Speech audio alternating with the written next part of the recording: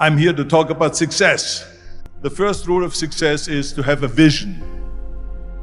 You see, if you don't have a vision of where you go, and if you don't have a goal where you go, you drift around and you never end up anywhere. So let me tell you something, visualizing your goal and going after it makes it fun. You got to have a purpose no matter what you do in life. You got to have a purpose. 74% hate their job in America. Now, this is not much different when you come to Europe.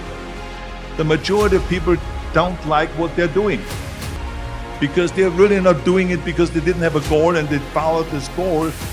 They just aimlessly drift around, and then all of a sudden there's a job opening, so they get that job because you have to work. But then when you work, it's a chore. It's work. It's not fun. So if you think about, only a quarter of the people really enjoy what they're doing in life. That is unbelievable if you think about it. So I felt so blessed that I knew what I was doing. It's like a medical student that studies and knows he wants to become a doctor. You know where to go. And the same thing is also in politics. I remember that in politics, I had a very clear vision that I will be the leader of California. This is as far as I could go because I was not born in America, so I could not run for president.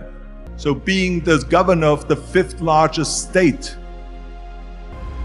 I should say the largest state, the fifth largest economy in the world, was for me really the ultimate title, the ultimate accomplishment in politics. So even though people came up to me and says, why don't you go and run for something smaller, you're never gonna make it. I ran for governor, and then 2 months later I became governor of the state of California. Again, because I had a very clear vision what I'm gonna do with California. So that's rule number one, have a vision. Rule number two is, don't listen to the naysayers. Don't listen to the naysayers.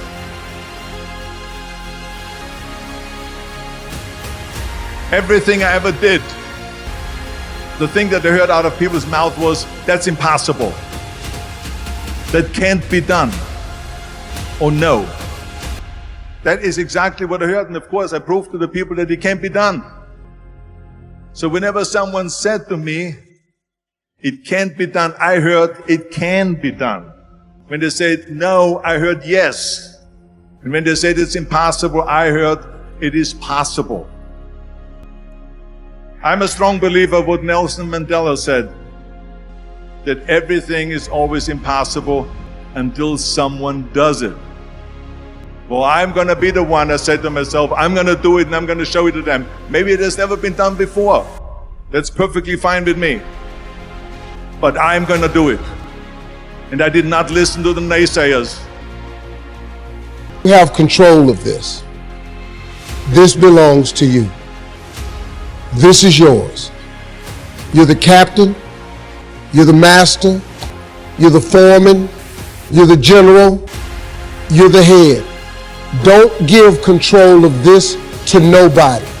Get off of Instagram and Snap and get off all these blogs and get into something that can really, really move your life forward. Listen, getting successful, it's not a magic trick. You can decide to be rich. It's highly doable. But you first have to think it. The difference between successful people and non-successful people is here. I'm no better than none of y'all. If you want to be successful, you have to change this. This has to change. Listen to me. It's not, what makes it hard is your lack of belief that it can happen for you. The fact of it is, though, it's very doable. See, but you got to change, though. If you keep doing what you've been doing, you're going to keep getting what you've been getting. So if you're at a place in your life and you ain't happy with it, you have to change some things. But you have to make a conscientious decision that you're going to change. And it's not dependent on anybody else. It don't matter what your mama think. It don't matter what your coworkers think. It don't matter what your siblings think. It don't matter what your children think. It don't matter. They have nothing to do with it. This decision is yours and yours alone. Let me tell you something.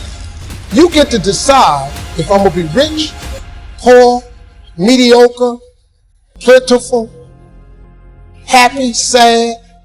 You have a decision to make. It's really not important what the majority of people that are blogging are saying. As a matter of fact, bloggers are not relevant people, they're not shakers and movers, and they're not decision makers, and they're not power brokers.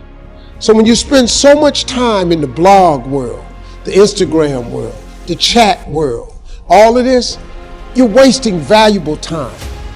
If I was young and I had what you have, and you're the brightest group of young people that have come along in a long time, man. Millennials are absolutely brilliant because you all have technology. I had no technology growing up, nothing. You couldn't download a book. You had to go to the library, go to the card catalog, pull it open, find the book, find the number, go get on the elevator, go to the row, find the number book, get the book, and hope somebody ain't told a page out that you want to read. That's what it used to be. When my mom and them finally got the money together to help us educate ourselves, they bought an encyclopedia set, Britannica, Funkin' Wagner, and everything you wanted to know was in that encyclopedia, and that's all you could know. If you want to look up something about elephant, and they had 2 pages on elephants, that was what your knew about an elephant. Y'all got Google. You can Google anything. You all have stuff at your fingertips that can make you great. But if you can combine your technology with your parents and your grandparents' work ethic, your could be rich. You could be rich, man. But you cannot erase the work ethic part. There is no getting around. Ain't no elevator to the top. You got to take the stairs. The elevator don't go to the top, man. Not in the world of success. You got to take the stairs. Y'all got to start getting gritty, man. I hate it when I see young people wasting their time, wasting all this technology got, just bull, just sitting around in this world that's been created for you that everything is instant. I was arguing with my son the other day. We're having a debate. I thought, man, I'm finally sitting with one of my sons having a healthy debate. I told him that from Cleveland to Nashville was about 540 miles, something like that. He Googles it while we're talking.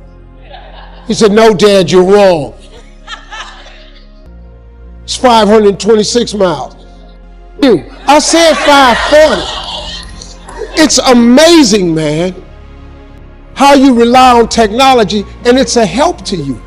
But young people, you got to get gritty, man. You got to develop some dog in you. You got to understand that success, you can't Google success. Go Google it. You can't Google it, man.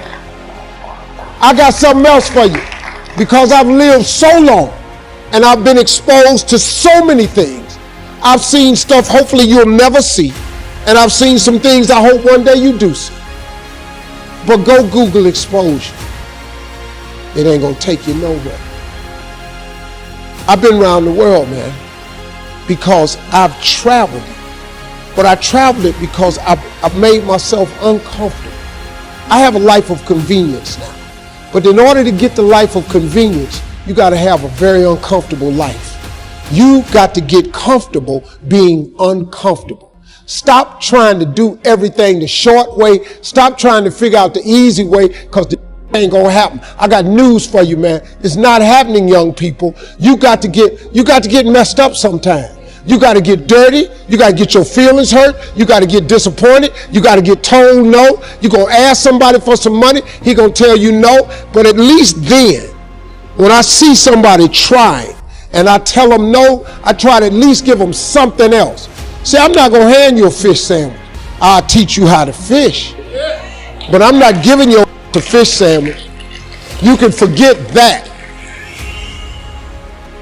Once you get this, y'all, you can change everything. Do you understand?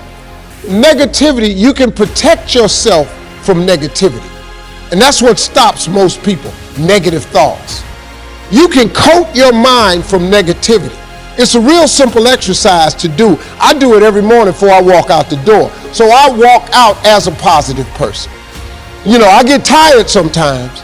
That's different from being negative because I get mentally drained from my job at times. But to coat your mind from negativity, the way you can put a coating around your mind is with one simple thing: gratitude. Gratitude erases negativity. I'm gonna show you how this works. If you wake up in the morning and you start having negative thoughts, man, this ain't my day. I woke up on the wrong side of the bed. I'm tripping, I just don't feel myself. Every time you feel, in the middle of the day, if you feel yourself doing that, stop, just stop for a second. And start going over in your mind everything you have to be grateful for. Not everything you want, everything you already have, because what you have is substantial. You just haven't gone over the list and taken inventory in a long time. But the fact that you can walk, that's a blessing. The fact that you woke up, that's another blessing. The fact that you can see, think, reason, that's another blessing. The fact that you can go somewhere and get yourself something to eat, that's another blessing. The fact that you can go and turn the key and call someplace home, that's another blessing. The ability to dream is a blessing. The fact that you have an opportunity to get it right is another blessing. And I'm just talking to you, I don't even know you.